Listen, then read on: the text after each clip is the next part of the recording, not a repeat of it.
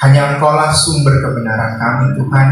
Di dalam Engkau segala sesuatunya absolut, gak ada yang meragukan Bapa. Dan kalau Engkau berjalan bersama dengan kami, Engkau pasti membimbing kami dalam kebenaran. Sehingga latih kami untuk tetap setia bersama dengan Engkau Tuhan. Karena hanya berjalan bersama dengan Engkau, kami menemukan tujuan hidup kami yang sesungguhnya. Bukakan rahasiamu Tuhan hari ini, kebenaran-Mu yang akan memimpin kami kepada kemuliaan-Mu Tuhan. Kami tidak mencari kemuliaan dunia, tapi kami mencari perkenanan Allah yang akan membawa kami kepada pertumbuhan rohani yang Kau kehendaki Tuhan. Dan kami akan terus berjalan mengikuti kehendak-Mu sampai selesai usia kami di dunia, bahkan sampai selama-lamanya. Ambil alih pewartaan firman-Mu Tuhan sebentar, Roh Kudus-Mu yang bekerja dalam hati kami. Kalau kami memberikan telinga dan hati, Engkau yang mengerjakannya, sehingga firman yang kami terima benar-benar menjadi message yang personal bagi kami, yang penting bagi kami. Kami halaukan setiap halangan rintangan dalam pikiran dan pendengaran kami Tuhan. Dihalaukan semua yang hanya menghalangi perintah atau firman Tuhan masuk dalam hati kami. Kami patahkan kuasanya dalam nama Tuhan Yesus Kristus. Dan ilham roh yang dari Tuhan, yang akan menyatakan kebenaran, yang akan menyatakan kesalahan kami, yang akan memperbaiki kelakuan kami Tuhan, dan mendidik kami dalam kebenaran. Terima kasih Bapa, kami siap menyambut kebenaran firman-Mu hanya di dalam nama Tuhan Yesus Kristus. Yang siap untuk menyambut firman Tuhan, sama-sama katakan Amin. Amin. Silahkan duduk. Shalom ibu-ibu sekalian, selamat pagi. Puji Tuhan kalau hari ini kita sudah masuk ke bulan 9 ya Bu, bulan September ya. Ini minggu pertama di bulan September 2023. Berapa banyak yang tetap punya kerinduan bahwa hidupnya mau efektif buat Tuhan? Yes, ya, kita semua mau hidup efektif buat Tuhan. Ya, kalau kita efektif buat Tuhan, maka segala sesuatu yang menjadi rencana Tuhan akan tergenapi tepat pada waktunya. Amin. Ya, kita sudah dibuka pengajaran oleh Pastor Mata minggu lalu mengenai significant purpose atau tujuan hidup yang signifikan. Hari ini saya mau melanjutkan apa yang Pastor Mata sudah sampaikan. Hopefully apa yang nanti Tuhan sharingkan dalam hati saya ini juga menjadi rema dalam kehidupan kita, sehingga kita makin efektif hidup dalam Tuhan. Ya. Nah, tema apa yang saya mau sharingkan pada hari ini adalah tujuan apa sih sebenarnya yang harus saya penuhi? Tujuan ilahi atau tujuan hidup apa yang sebenarnya harus saya penuhi? Ya, kalau kemarin kita sudah lihat apa yang saya sampaikan, izinkan saya untuk sedikit aja menggali lebih dalam lagi apa yang Tuhan kehendaki dalam setiap langkah hidup kita. Ya, kita pertama kali akan melihat bagaimana posisi kita di hadapan Tuhan. Kalau kita mau hidup efektif, kalau kita mau tahu benar-benar apa sih tujuan saya yang seharusnya saya penuhi dalam kehidupan saya, kita perlu mengerti kebenaran yang pertama, bagaimana Tuhan itu memposisikan kita di hadapan-Nya. Bagaimana Tuhan memposisikan kita di hadapan Dia. Kalau ini kita salah nangkep, semuanya akan salah. Ya, coba kita buka dulu di Kejadian pasal yang kedua, ayat yang keempat sampai ketujuh. Kejadian pasal yang kedua, ayat yang keempat sampai ketujuh. Ya, kalau sudah ketemu, kita akan baca sama-sama. Saya akan membacakannya dari ibu sekalian. Kita akan sama-sama membaca dan merenungkannya. Ya. Kejadian pasal yang kedua, ayat 4 sampai yang ketujuh. Demikianlah riwayat langit dan bumi pada waktu diciptakan. Nah, ibu perhatikan hal ini. Ketika Tuhan Allah menjadikan bumi dan langit, belum ada semak apapun di bumi, belum timbul tumbuh-tumbuhan apapun di padang, sebab Tuhan Allah belum menurunkan hujan ke bumi, dan belum ada orang untuk mengusahakan tanah itu. Tetapi ada kabut naik ke atas dari bumi dan membasahi seluruh permukaan bumi itu. Ketika itulah Tuhan Allah membentuk manusia itu dari debu tanah dan menghembuskan nafas hidup di dalam hidungnya. Demikianlah manusia itu menjadi makhluk yang hidup. Ya, ini cerita mengenai penciptaan. Ya, penciptaan. Ketika dunia belum berbentuk, Allah memulai kreasinya, Allah memulai penciptaannya. Ya, diciptakanlah segala sesuatu, dipisahkannya yang namanya gelap sama terang, kemudian dibentuklah langit cakrawala dan sebagainya, kemudian diciptakanlah benda-benda penerang, kemudian dipisahkan daratan dari lautan, kemudian di situ baru ditumbuhkan tumbuh-tumbuhan, kemudian diciptakan hewan-hewan yang ada di udara, laut, dan seterusnya, dan terakhir manusia, ya, manusia. Nah, kita lihat bagaimana posisi manusia di hadapan Tuhan. Belum ada hujan turun ke bumi, ya, belum ada semak belukar apapun. Ini masih kosong, belum ada apapun, ya. Dan kemudian yang menarik adalah belum ada orang untuk mengusahakan tanah itu. Berarti memang tanah mesti diusahakan. Apa yang Tuhan ciptakan harusnya diupayakan atau dikelola. Dan kemudian di sini jelas banget berkata bahwa belum ada orang, belum ada subjek itu, belum ada orang untuk mengelola apa yang Tuhan ciptakan. Nah, kemudian setelah tanah itu mulai ada resourcesnya, dalam artian begini, belum ada hujan karena Tuhan belum ciptakan hujan. Terus kemudian ada kabut naik ke atas. Kabut itu seperti kayak embun gitu ya. Kabut itu menghasilkan embun. Ada kemudian embun, ada kemudian sesuatu yang lembab, moist gitu ya, membasahi seluruh permukaan bumi itu. Barulah pada saat itu Allah membentuk manusia. Nah, lihat dulu ya, Allah itu membentuk manusia. Membentuk. Kalau ciptaan yang lain dia ciptakan, jadilah burung, jadilah benda, jadilah planet, jadilah matahari, jadilah bulan, dan seterusnya. Tapi kalau manusia dibentuk sama Tuhan, dibentuk dari debu dan tanah, dibentuk. Ya, kita stop dulu sampai situ, dibentuk. Lalu kemudian setelah mencapai bentuknya, perhatikan ayat ini ya. Setelah mencapai bentuknya, itu bentukan Tuhan yang adalah manusia itu sudah hidup atau belum? Belum, ya, belum. Waktu manusia itu hidup, apa yang dilakukan Allah? Allah menghembuskan nafas hidup, atau Allah memberikan roh dalam bentukannya itu. Dalam bentukannya itu. Jadi yang membuat manusia hidup adalah roh, nafas kehidupan.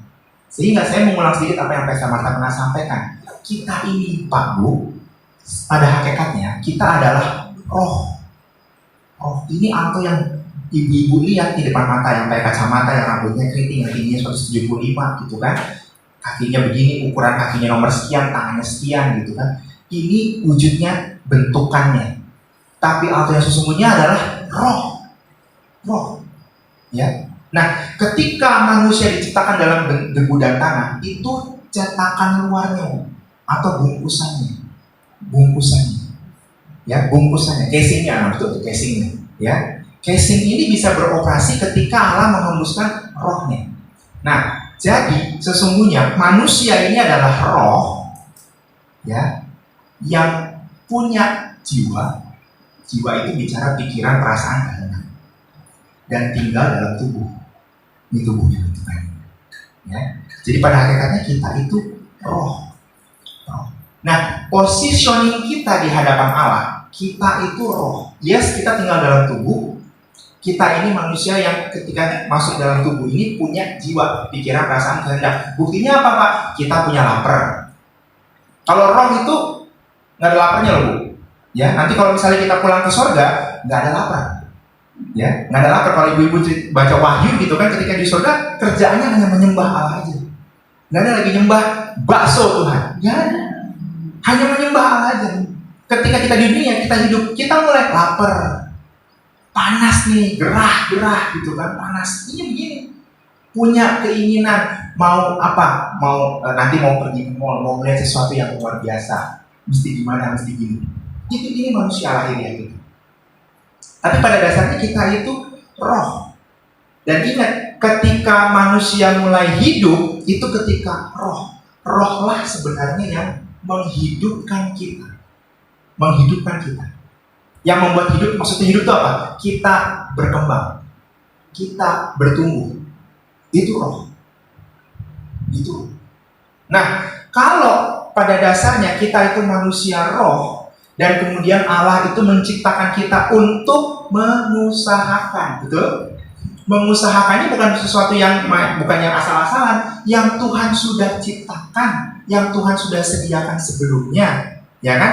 Maka tujuan kita dibentuk itu supaya kita tahu Tuhan maunya apa, and this is how I do it.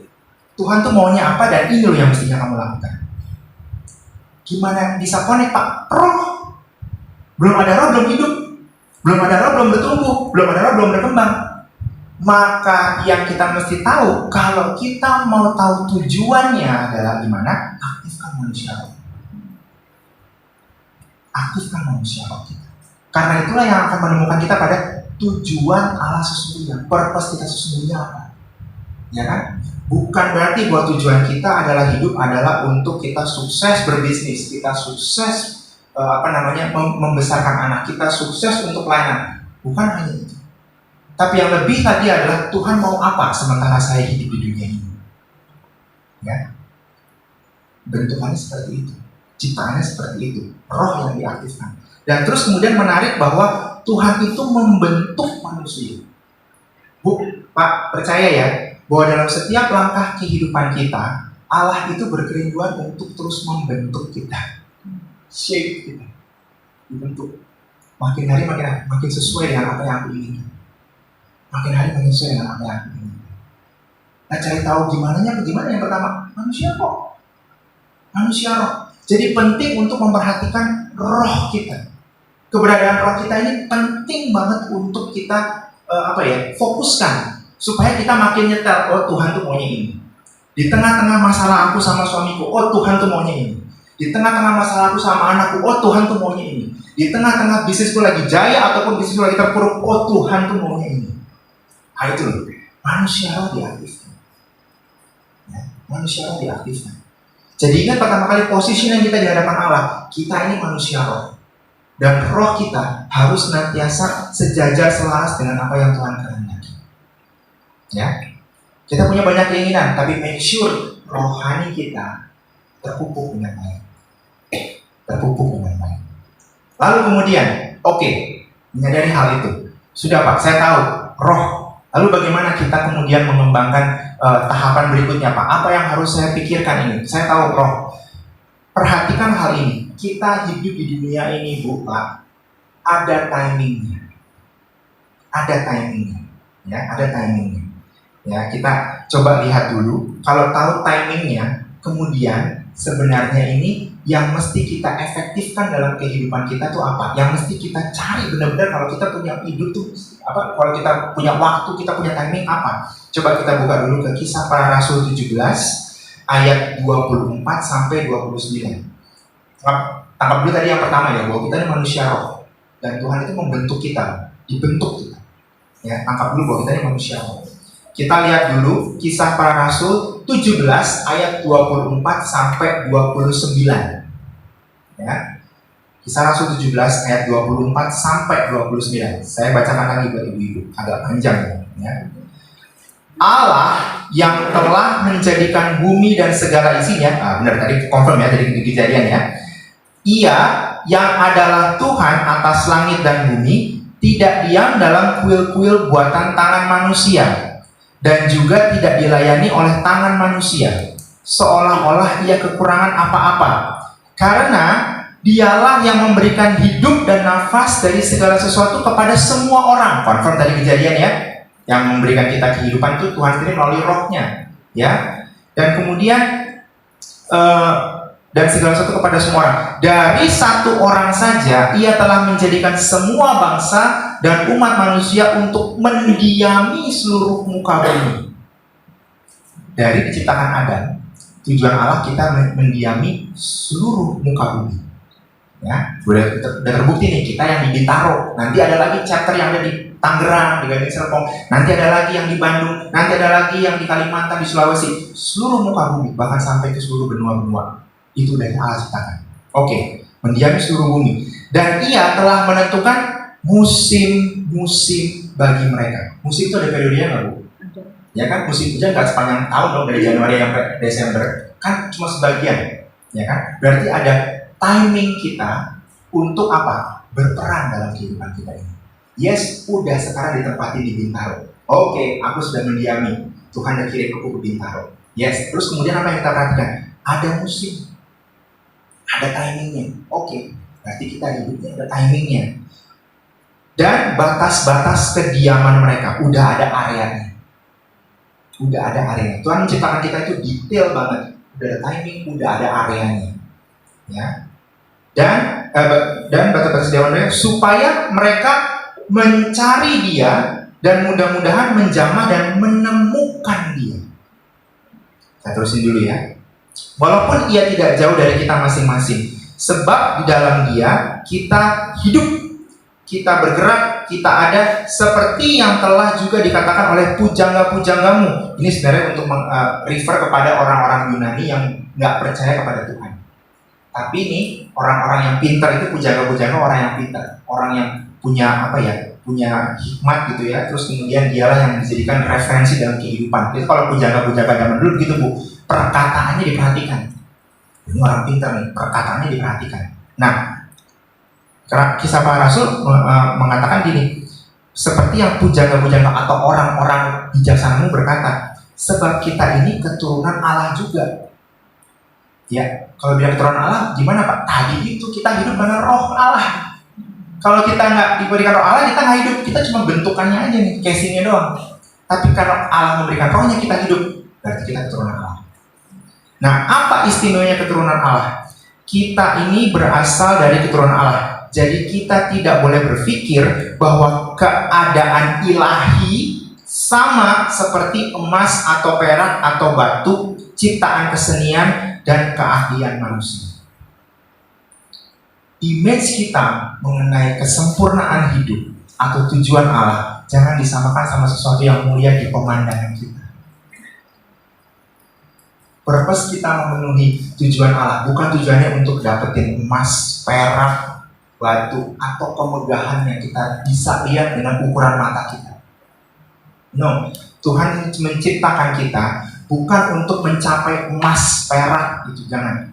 Pencapaian itu jangan disamakan sama itu, Pak Bu. Ya, karena Tuhan itu membuat kita itu punya standar atau keadaan ilahi, divine state. Kalau kita manusia roh, berarti ukuran kita adalah divine state, keadaan ilahi yang nggak bisa disamakan sama pencapaian-pencapaian kesuksesan yang sifatnya lahiriah dan material. More than that. Jadi salah Pak kalau saya kejar kekayaan. Nggak salah, tapi jangan itu yang menjadi drive kita. Salah Pak kalau kita mau berbisnis, kita mau sukses. Nggak salah, tapi jangan itu yang drive kita. Karena apa yang Tuhan ciptakan lebih daripada sekedar itu. Ya. Jadi kemudian yang kita lihat adalah kalau kita punya timing dan punya batasan, kita mesti apa? Mesti tahu persis next mesti gimana ya Tuhan. Karena di sini katakan ketika musim-musim batas kediaman itu supaya mereka tuh mencari Tuhan dan mudah-mudahan menjamah dan menemukan. Yuk cari tahu di atas kekayaan saya apa Tuhan? Di atas kesembuhan fisik saya apa yang Tuhan kehendaki? Di atas suksesnya bisnis saya apa lagi Tuhan? Atau sebaliknya, di balik semua kegagalan saya hari ini apa yang Tuhan inginkan? Di balik permasalahan saya sama anak saya sama suami saya apa yang Tuhan mau? Itu kita mesti cari tahu, Bu. Itu yang mesti kita cari tahu. Karena ada lebih daripada sekedar itu yang Tuhan siapkan bagi kita. Ada lebih dari sekedar itu. Lebih banget dari sekedar itu. Saya kemarin ketemu sama anak-anak Timotius Juniors. Ya. Kemarin kami mengajarkan bagaimana memiliki batin yang teguh.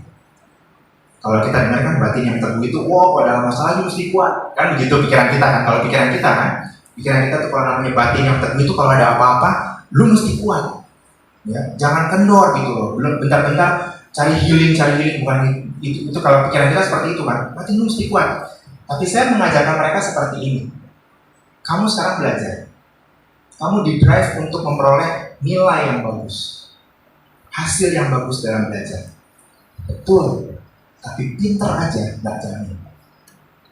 Kenapa? Karena batin itu bicara inward parts, bagian paling dalam yang nggak kelihatan. Yang apa fungsinya? Untuk menyeimbangkan ini.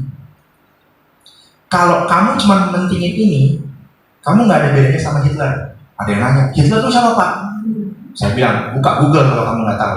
Sampai temannya buka Google, ini loh Hitler. Dia saking belum pernah dengar, ini anak kelas 4 SD, belum pernah tahu Hitler. Begitu dia baca itu, oh dia tukang bunuh-bunuh orang Pak. Hitler terkenal dengan sebagai pemimpin satu negara. Pemimpin negaranya waktu itu kuat banget, tentaranya tuh kuat banget. Tapi lihat apa yang dilakukan sama Hitler. Dia melakukan hal-hal yang apa? Memusnahkan manusia. Saya tanya, itu bagus nggak? Nggak bagus Pak, tapi pintar nggak dia? Pintar Pak.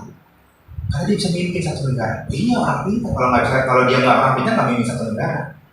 Tapi kalau cuma sampai di sini, ininya inward parts batinnya nggak dipenuhi sama kekuatan atau kuasa ilahi, nol besar. Makanya aktivasi manusia roh itu penting. Karena kita punya time frame dan kita punya rentang waktu di mana kita hidup, dan kita punya tujuan ilahi yang mesti kita cari. Oke, sekarang kita topang suami dalam bekerja, dalam berbisnis. Kita topang anak dalam belajar. Ayo temukan lagi. Kira-kira maksud tujuan ilahi aku ada di tengah-tengah keluarga untuk apa ya? Aku tahu ini suamiku lagi bekerja. Dia kerja keras untuk memenuhi kebutuhan rumah tanggaku. Tapi apa Tuhan? Di atas itu apa? Ya singkapan nama aku Tuhan, sehingga aku juga bisa berbagi kepada anakku, berbagi kepada suamiku. Sehingga aku tahu positioningku ini mau menjadi makhluk yang efektif buat efisien gitu. Sehingga apa yang nanti kita cari, ya maksudnya apa yang nanti sudah diupayakan itu gak berlalu dengan sia-sia. Ya, mulai lagi tadi Hitler, dia mengupayakan negaranya menjadi negara yang superior gitu kan. Apa jadinya superior kalau kelakuannya seperti itu? Saya bisa dibayangkan nanti ketika penghakiman gitu kan, pasukan saya sudah menguasai sebagian dunia, walaupun kalah perang Tuhan. Tapi saya sudah sukses. Imagine Tuhan bilang apa? Sukses? Yakin sukses? Benar sukses? Kalau Tuhan bilang, good, iya masuk, tapi kok yakin sukses? Benar kok Tuhan? Yakin? Yakin? Nah, udah telat.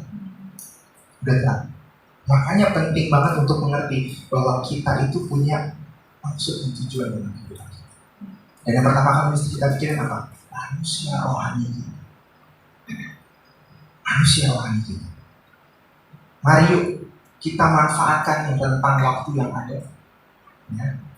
Saya kenal Tuhan udah tua Pak, no problem. Ya, no problem. Pak Bu, Yesus menjalankan pelayanannya itu 3,5 tahun. Ya. Dia dibentuk dari masa kecil, dia dibentuk di keluarga yang takut akan Tuhan. Kemudian dia belajar sama ahli-ahli Taurat, dia mendalami Alkitab, dia menjaga relationship-nya dengan Tuhan begitu rupa. Dan selama 3,5 tahun pelayanannya efektif. Sampai hari ini kita lihat buahnya kan? Itu Yesus. Jadi kalau lihat aku tuh udah bertobat pas usia tua loh Pak, atau mohon maaf ya, pas aku udah 60 sekian Pak.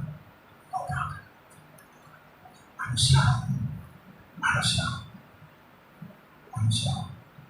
Pak tuh enak, umur 17 udah bertobat, saya pernah. Sisa waktu hidup itu efektif kan untuk cari purpose-nya Tuhan. Ya, tujuan hidup bukanlah sesuatu yang lahiriah, tapi tujuan kita ada terletak sama Tuhan. Yuk, cari itu, temukan itu. Gimana Pak? Caranya Pak?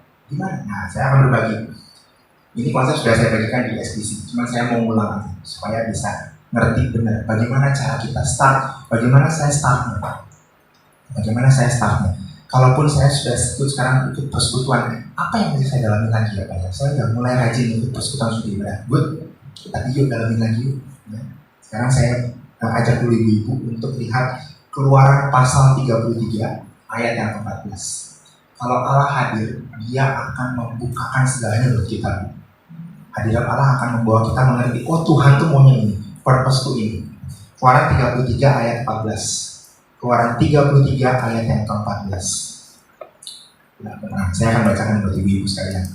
Lalu Tuhan berfirman, Aku sendiri hendak membimbing engkau ini Musa. Aku sendiri hendak membimbing engkau dan memberikan ketentraman kepadamu. Saya sudah pernah menjelaskan mengenai pembimbingan, betul? Ya, saya sudah pernah menjelaskan mengenai pemimpinnya.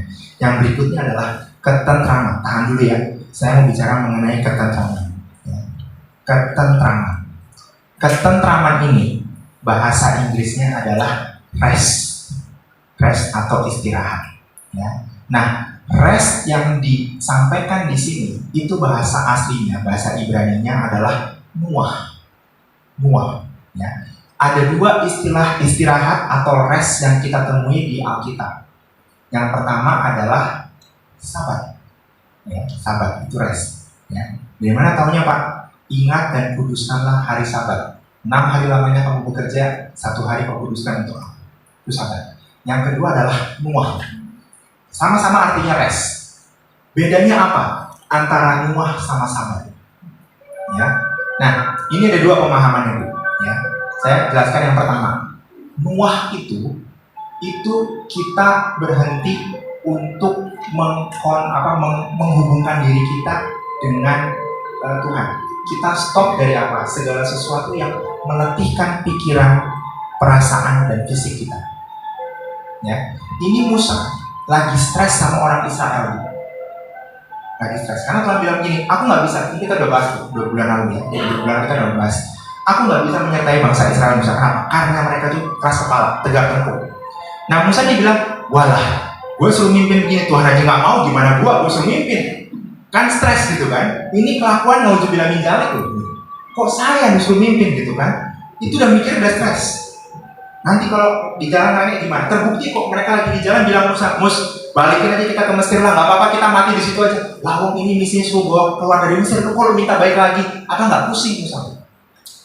Kan dia dilema ya, Tuhan bilang bawa keluar, bangsa Israel tengah-tengah, pulangin aja. Pulangkan saja, gitu.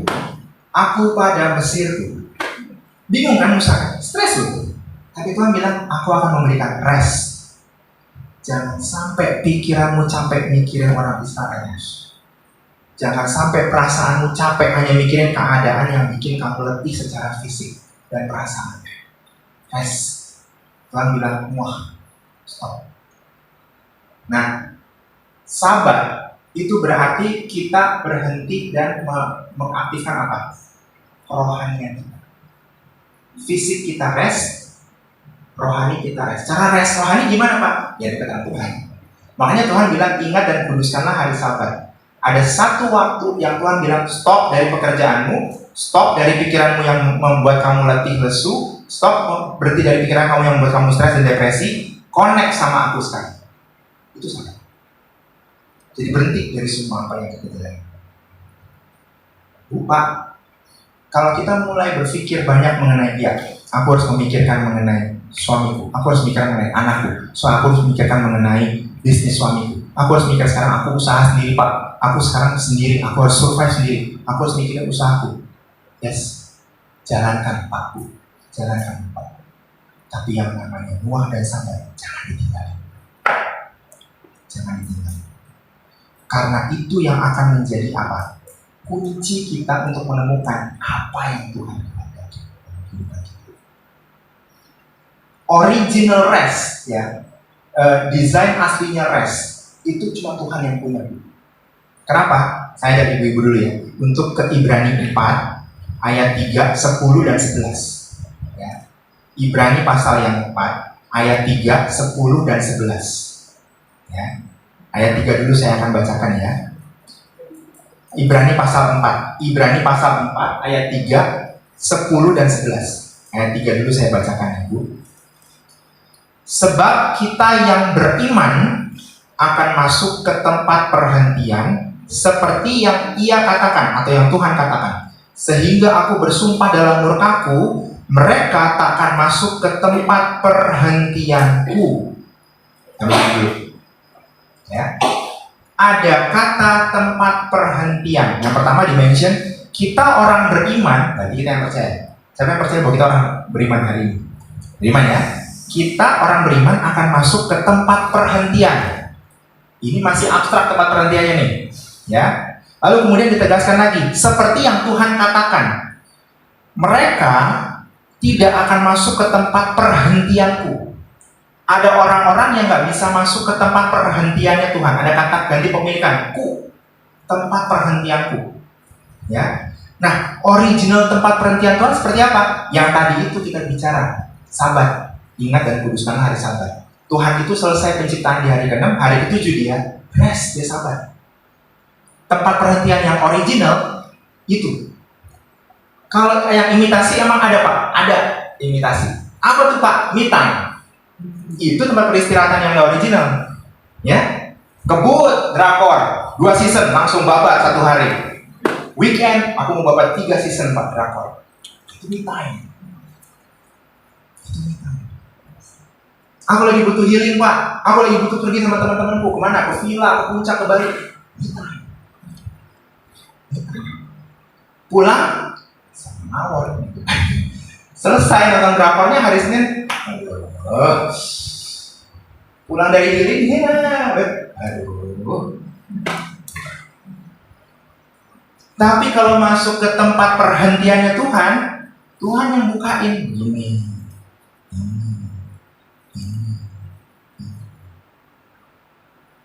Orientasinya apa kita masuk ke tempat perhentiannya Tuhan? Ada tujuannya. Bukan cuma sekedar finish berapa? 2 season gitu kan, 3 season gitu kan, bukan cuma healing komplit. Nah, sekarang kita masuk ke ayat yang ke-10 ke 11. Maksudnya kalau kita masuk ke tempat perhentian itu supaya apa? Nih.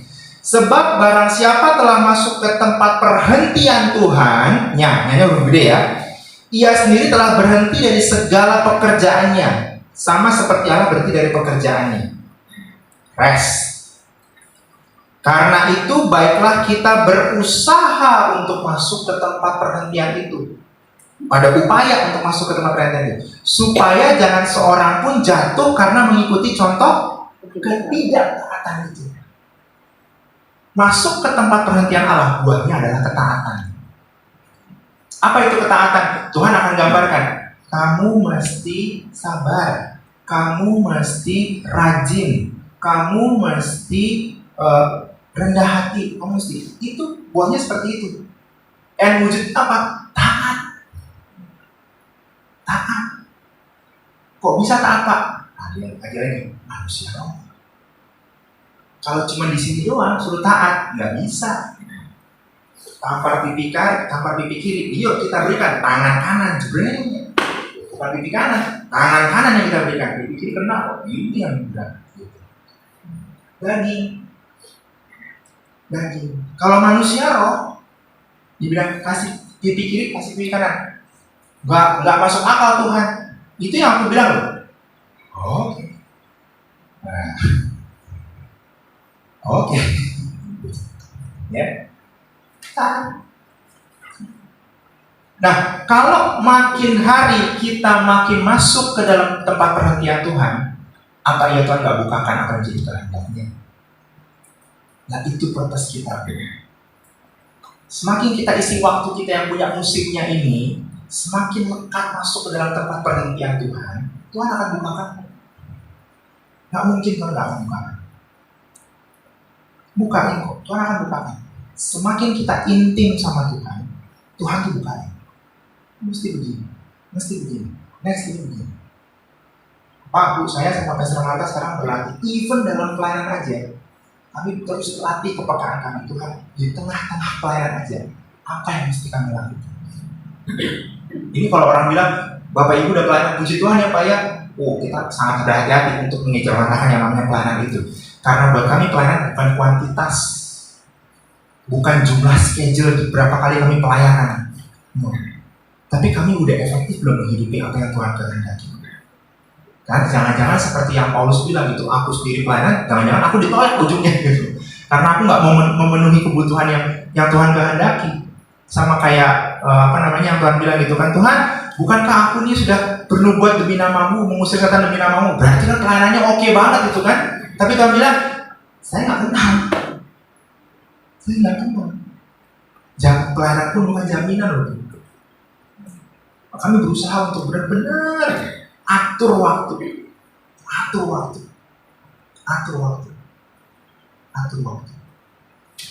Beberapa hari ini saya benar-benar mengatur, manage timing saya untuk bisa menjadi pribadi yang benar-benar efektif dan efisien. Tuhan tuh dari Tuhan lagi apa? Satu case aja deh. Saya nih, saya sama istri saya lagi benar-benar mengarahkan anak kami supaya benar-benar arahan hidupnya itu fix. Beberapa waktu yang lalu dia sebentar ini lagi proses magang, mestinya setahun magangnya.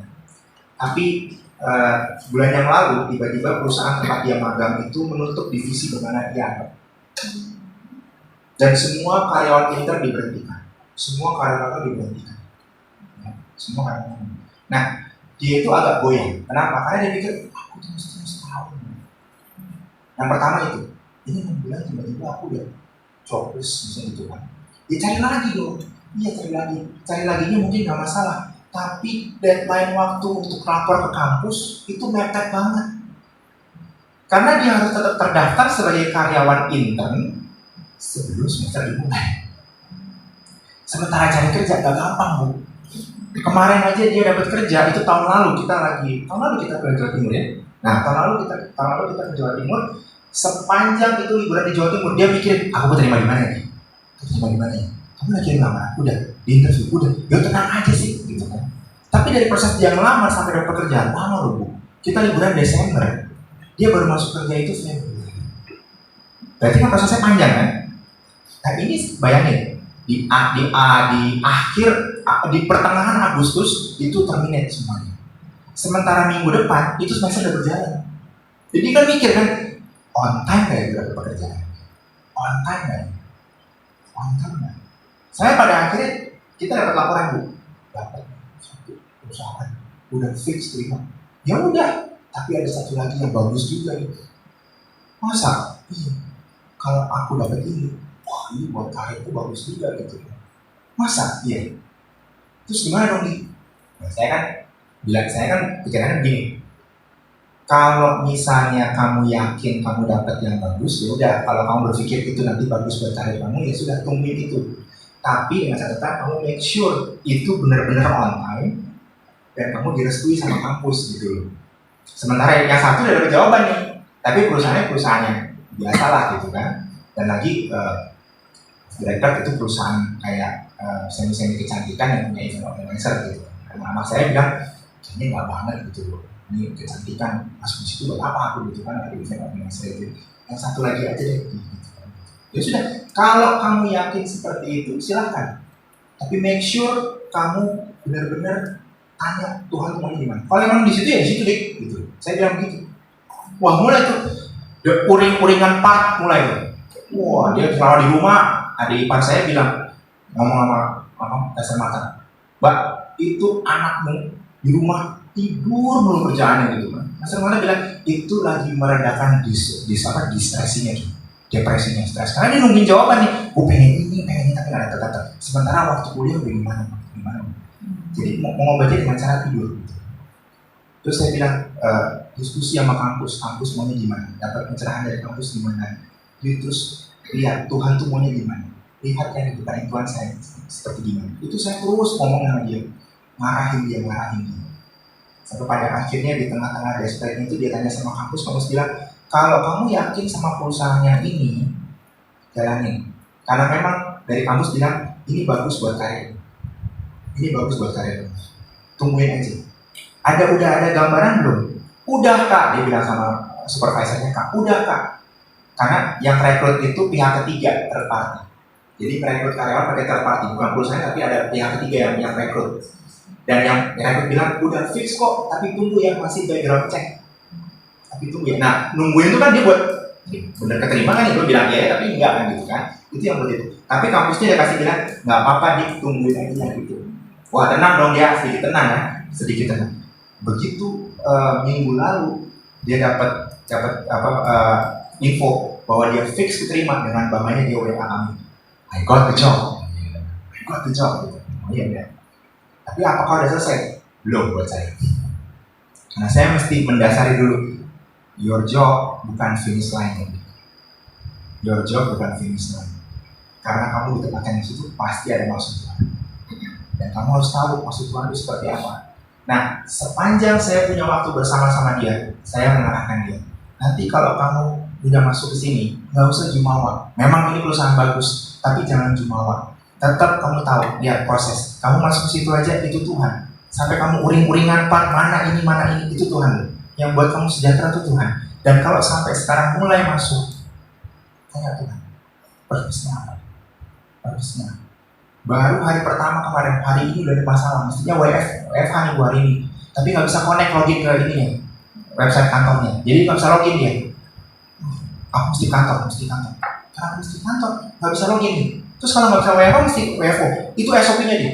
Udah dari pagi udah ngejar waktu terus segala macem, panik. Di tengah-tengah panik itu saya lagi masuk. Gak usah panik. Nanti make sure lagi tanya sama kantor. SOP-nya yang benar gimana? Cek semuanya dulu. Loginnya gimana? Nggak usah nunggu di rumah. Nanti sebelum pulang duduk di mana, tenang, coba lagi. Jadi besok udah ada prepare-nya. Kalau gagal lagi udah ada antisipasinya. Tapi saya berusaha untuk apa? Nenangin dulu. Untuk gak ngomong, tenang. Jangan sampai itu mengganggu ini. Relate sama Tuhan. Tuhan tuh maunya apa? Ini posisi saya, bukan posisi anak saya. Saya menempatkan di mana sama anak saya ngarahin gini. SMA ada partnya lagi. Nanti lah kalau SMA juga. Ini part saya begini nih, ini tenang ya. Sepengalaman saya waktu kerja di perusahaan begini deh. Gini. Nah, itu saya. Kalau nanti dia punya ketenangan, karena saya share sama dia. Itu saya. Pernah gagal saya. Tapi itu membantu saya untuk apa? Nggak larut sama yang namanya pekerjaan, bisnis A, B, C, D, enggak. Kalau emang Tuhan izinin, sekarang di guru sekolah, ya udah jalanin. Ucap syukur, timing saya jaga. Kemarin waktu saya lagi letih penatnya, saya tetap menyempatkan diri untuk nganterin anak saya ke stasiun, nganterin Pastor Marta meeting, kemudian saya mesti ngajar. Di tengah-tengah itu saya atur waktu untuk apa? Untuk istirahat. I know my part. Saya tahu purpose-nya Tuhan taruh saya di keluarga saya. Saya tahu Tuhan taruh saya di keluarga saya untuk apa? To serve them, untuk melayani mereka. Jadi saya atur. Walaupun penat, saya nggak bilang, lu tahu diri dong, gue lagi capek, masa lu paksa gue. Enggak, saya atur waktu. Mau kemana? Oke, aku anterin. Mau kemana? Yuk, dia dianterin. Di situ nggak diem-dieman, nggak cuma ngambek-ngambek kan gitu kan. Kalau emang waktunya ngobrol, saya ngobrol. Saya bagi. Tapi saya atur waktu, kapan saya mesti istirahat, kapan saya mesti timing.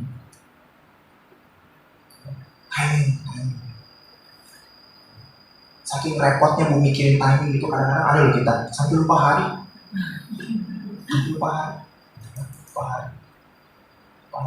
Dia pikir besok minggu, padahal besok udah Jumat. Lalu sibuk begini. Nah, tempat perhatian. Ketika Yesus mati, takdir Allah terbelah. Ya. Dulu, kalau orang mau ketemu sama Tuhan, perlu perantara, imam yang masuk ke Roh Maha Kudus, dengar perintah Tuhan, nyampein ke umat. Jadi yang umat yang nungguin, imam ngomong apa?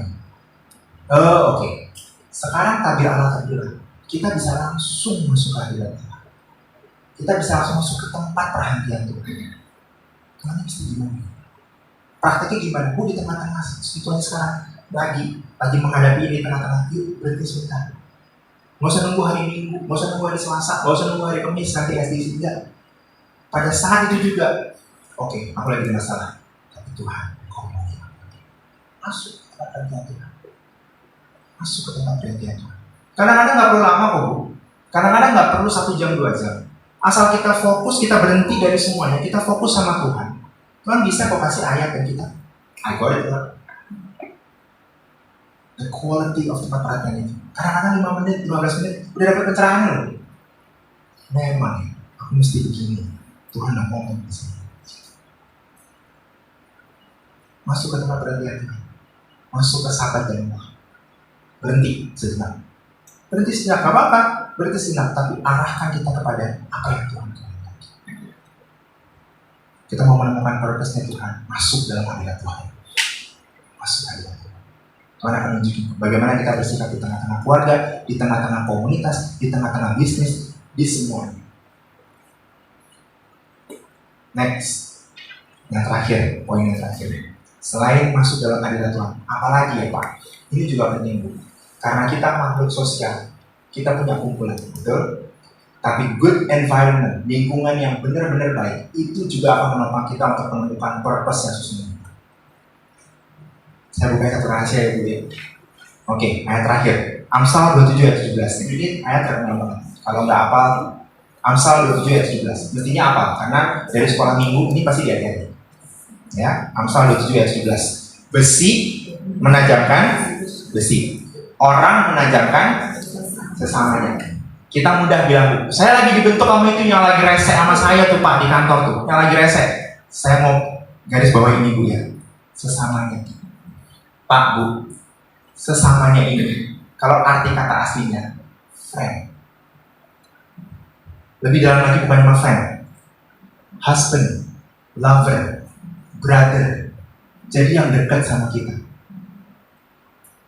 Kalau orang saya lagi dibentuk sama itu Pak, lagi rese dia, emang dia selalu rese. Dia ada di komunitas kita nggak? Pertanyaan saya. Dia dalam satu lingkungan yang mengasihi kita nggak? Atau di lingkungan luar? Kalau lingkungan luar, bukan untuk mengajarkan kita, Bu. Harusnya mengajarkan kita di sini. 30 orang yang hadir di sini. Karena ini mesti brothers. Kenapa seperti itu? Menajamkan ini Bu, menajamkan besi. Ini maksudnya ini. Besi menajamkan besi. Kenapa besi harus tajam? Karena besi ini punya tujuan, punya purpose. Dipakai. Kenapa tajam? Untuk belah pak. Ditajamin. Kalau besi tajam, dia digunakan. Jadi kalau dia nggak tajam, nggak bakal dipakai. Dan kalau pakai sesuai dengan porsinya. Kenapa dia pakai? Memang dipakai untuk apa? Untuk belah sayuran misalnya. Ya. Kenapa dia pakai? Untuk menajamkan pedang. Kalau pedang zaman dulu kan tong gitu kan. Dia sampai keluar apinya gitu kan. Untuk berfungsi dengan baik. Untuk berfungsi dengan baik. Nah kalau sampai kita lagi dibentuk sama orang yang resek sama kita, yang bentuk siapa? Yang ada di komunitas itu. Yang bilang jangan sabar ya. Sabar ya, jangan. Karena memang kita sebagai anak Tuhan harus sabar. Harus sabar. Pembalasan Tuhan Tuhan. Harus ada yang ngomongin itu Bu. Tuhan yang bekerja loh. Kan nggak mungkin musuh kita kan yang bilang kan resek loh. Ntar Tuhan yang balas saya. Nggak mungkin orang itu yang ngomong ke kita kan Bu. Yang ada di komunitas yang ngomong ke kita, betul nggak? Yang brother sama kita, yang tahu kelemahan kita, yang tahu jeleknya kita dan bisa berkata, Pak Alto, sabar ya. Nanti ada timingnya Tuhan. Nggak apa-apa Pak Alto, anaknya emang begitu. Tapi lihat deh, Tuhan lagi bentuk Pak Alto kok. Untuk apa? Untuk isi waktunya supaya efisien, efektif. Itu cuma yang sesamanya Bu, yang brothers ngomong. Kalau nggak kenal, nggak mungkin bilang gitu. Anak lo resek, grounded aja udah, HP-nya diambil gitu kan. Kalau dia nggak kenal sama kita, nggak mungkin mengajarkan kita. Menajam itu makin membuat kita fungsional. Purpose-nya keluar, nyata. Saya mesti apa di keluarga ya? Anak saya tuh aduh setengah mati deh Bu. Tapi nanti lihat, ketika bersekutu bersama-sama, sama-sama di pembentukan Tuhan, masuk ke perhentian Tuhan sama-sama, ini akan makin tajam. Makin tajam. Makin tajam. Jadi bukan sembarangan nih bersamanya. Ya, cuma bangga, dia lagi rasa aku lagi dibentuk. Makin jadi nggak? Bener nggak emang cuma kesabaran yang gitu? Kalau yang kenal sama kita akan bilang, oke, sabar. Tapi kalau emang ada waktu ketemu, temuin dia, kasih jabatannya, tunjukin kasihnya. Itu kan yang sesama. Nggak mungkin yang mukul kita kan? Mukul kita besok kalau ketemu salaman sama gue. Kan nggak mungkin yang ngomong kayak gitu. Yang di komunitas, yang tahu lemahnya kita kayak apa. Ini loh, mengajarkan. Makin fungsional kita, makin efektif, makin efisien. Ini sekarang saya, Pastor Marta, siapa lagi? Mbak Lin, semua kita masuk hadirat Tuhan sendiri-sendiri. Can you imagine kalau kita semua 30 yang masuk dalam hadirat Tuhan, terus sharing, what will happen to life? Makin efektif nggak? Oh iya, bukan cuma pikiran ini loh, roh kita. Sederhana Bu, sederhana. Tuhan sudah menciptakan semuanya Bu. Tuhan sudah menciptakan kita dari sebelum ada apa-apa, terus kita dikasih roh, kita hidup oleh roh. Dan tujuan apa? Tujuan itu untuk mengelola apa yang Tuhan berikan kepada kita. Apa itu? Kalau kemarin saya sudah share di SDC. Saya detail di sini karena waktunya panjang. Timing kita mesti manfaatkan. fisik mesti kita manfaatkan, uang kita mesti kita manfaatkan, karena itu bukan punya kita, itu Tuhan yang taruhkan dalam kehidupan kita. Hubungan sama keluarga pun itu Tuhan yang taruh. Kita bukan cuma having time, liburan, nanti liburan sekolah ya kita pergi kemana ya, cuma nikmati liburan. No, pasti ada purpose Tuhan di tengah-tengah liburan keluarga kita. Yuk temuin yuk dalam Tuhan. Kalau Tuhan hadir dalam kehidupan kita, mesti kita menjadi pribadi yang efektif. Kita tahu kalau kita melakukan hal ini karena Tuhan bentuk kita, sehingga begitu kita mama tuh sabar. Aku belajar kayak mama sabar. Kenapa? Karena kita masuk nanti. Kita sendiri mungkin susah lihat. Oh iya, Bu Ivan tuh sabar. Gimana sih Bu Ivan tuh sabar? Siapa? Mana sabar? Anak muda. Mama semenjak ketemu sama Bu Ivan sabar. Gimana masalah sabar? Itu berbagi. Community. Gimana cara kita memenuhi purpose tanpa perhentian dan komunitas yang sama yang mengajarkan kita untuk berfungsi. Siapa yang mulai bersyukur masuk ke tempat perhentian Tuhan? Siapa yang bersyukur ada di komunitas yang mengisi itu? Pesan saya hari ini tetap jalan bersama dengan Tuhan. Belum melihat hadirat Tuhan, upaya masuk ke tempat perhentian Tuhan. Stop dulu sebentar, tinggalin dulu. Ini pikiran bisnis tinggalin. Ini pikiran yang rasa-rasa ini. Ini SPP anak, tinggalin dulu sebentar. Masuk ke hadirat Tuhan. Masuk ke hadirat Tuhan. Anakku belum diterima kuliah, tinggalin dulu. Masuk ke hadirat Tuhan. Apa yang Tuhan inginkan? Apa ya? Dapetin jawabannya. Tapi karena nggak mungkin Tuhan itu. Karena formula saya selalu itu. Formula saya kalau udah berdoa sama Tuhan masuk ke hadirat Tuhan. Cari, ketuk, minta, cari, ketuk. Mintalah kamu mau mendapatkan, cari maka kamu mendapatkan, ketuklah pintu maka pintu akan dibuka. Jadi nggak mungkin kalau cari Tuhan Tuhan akan. Kan pasti buat. Amin. Selamat menjalani bulan September. Selamat menemukan purpose yang Tuhan kehendaki dalam kehidupan kita. Setia berjalan bersama dengan Tuhan. Mari kita berdoa. Terima kasih. Terima kasih. Terima kasih. Terima kasih. Terima kasih. Terima kasih. Oh Lord, thank you. Terima kasih. Terima kasih. Terima kasih.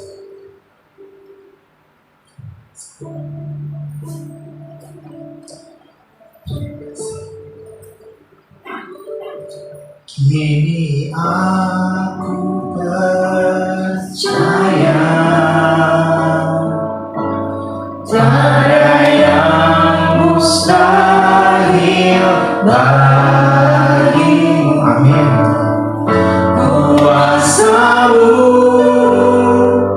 kuatkanku dan selalu berharap. Kini aku berserah. Kini aku berserah pada rancanganmu aja. Pada rancanganmu bagi. Bukan panggilan kepadaku. Mengikuti panggilanmu sehingga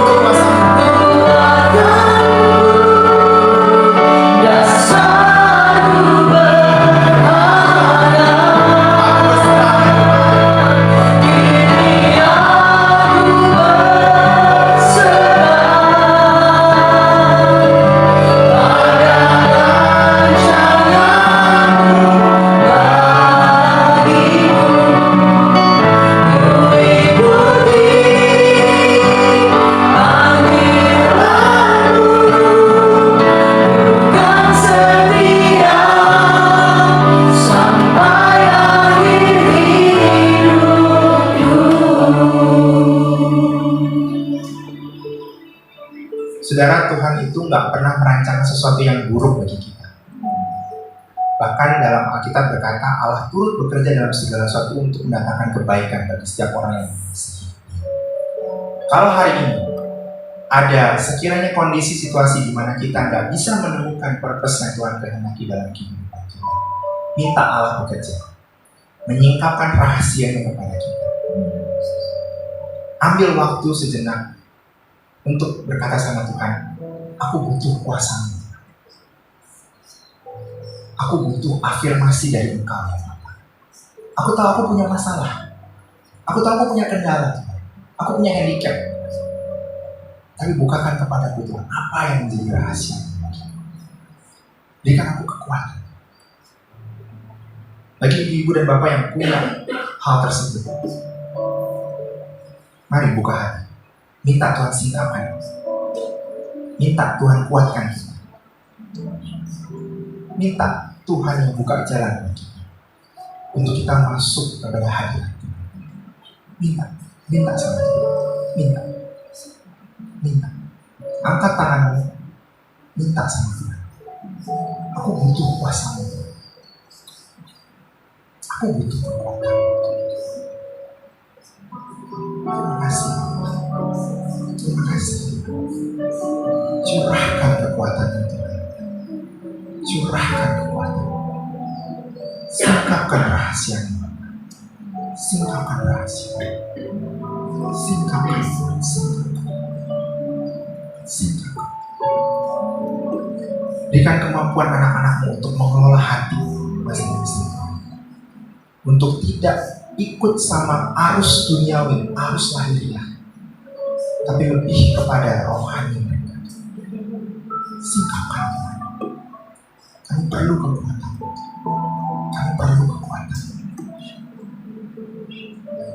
Aku mematahkan setiap belenggu-belenggu, halangan rintangan, setiap anak-anakku di tempat ini yang menghalangi mereka untuk masuk ke tempat perhentian Tuhan. Dalam nama Yesus, dalam nama Yesus, dalam nama Yesus, aku gugurkan semua kekuatan itu Tuhan. Dalam nama Yesus, aku minta kuasa-Mu Tuhan. Aku minta kuasa-Mu kembali merefresh hati masing-masing anakku tempat ini. Engkau yang berjanji kepada kami Tuhan, kami akan menemukan kebenaran. Ketika roh Tuhan hadir, kami akan menemukan kebenaran dalam hati kami. Dan kebenaran itu akan memerdekakan kami Bapa. Bukakan kebenaran itu bagi anak-anakmu di tempat ini Tuhan saat ini. Dalam nama Yesus. Dalam nama Yesus. Dalam nama Yesus. Dalam nama Yesus. Terima kasih Bapa. Terima kasih. Berikan pengurapan-Mu yang baru pada anak-anakmu di tempat ini Tuhan. Untuk berjalan inline sama Tuhan. Selaras aja sama Tuhan Bapa. Selaras aja sama Tuhan. Terima kasih Bapa. Inilah kerapuhan hati kami di hadapan-Mu Tuhan. Vulnerability kami di hadapan-Mu Tuhan. Kau gantikan dengan roh-Mu yang menguatkan kami. Refresh kami Tuhan dengan roh-Mu yang baru ini Tuhan. Yang memampukan kami untuk berjalan seturut dengan kami sehingga kami punya komitmen untuk senantiasa menjadi efektif. Terima kasih Bapa. Terima kasih. Penuhi komitmen kita di hadapan Tuhan. Penuhi komitmen di hadapan Tuhan. Ucap syukur sama Tuhan. Ucap syukur. Dengan kesungguhan hati katakan, ku ikuti panggilan